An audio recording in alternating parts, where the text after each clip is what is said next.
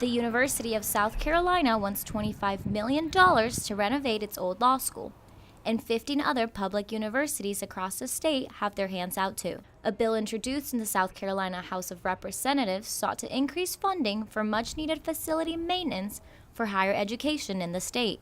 The House version of the bill, which is the only version there is now, is about $500 million. $500 million that would have met the request of over 16 state universities, including all University of South Carolina campuses. That bill, however, never stood a chance on the House floor in the current legislative session and never emerged from the House in order to cross over to the Senate.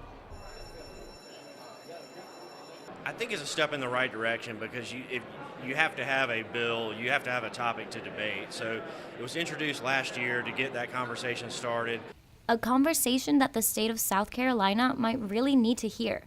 According to the Center of Budget and Policy Priorities, the state's funding cuts to higher education per student are 7th worst in the nation. The University of South Carolina would have seen more than $52 million in additional state funding across all its campuses if the bill had passed.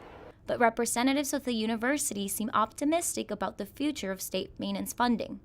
As Representative Cole mentioned to you, when you're talking about something that has such a large dollar value associated with it, it takes a long-term conversation.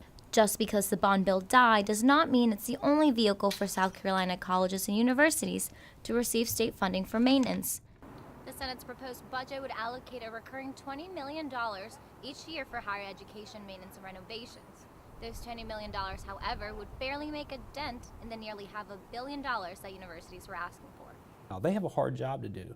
You know, we're not a large state, we're not a wealthy state by any means, and so they don't have a lot of money to divvy up. However, that's the great thing about a bond bill.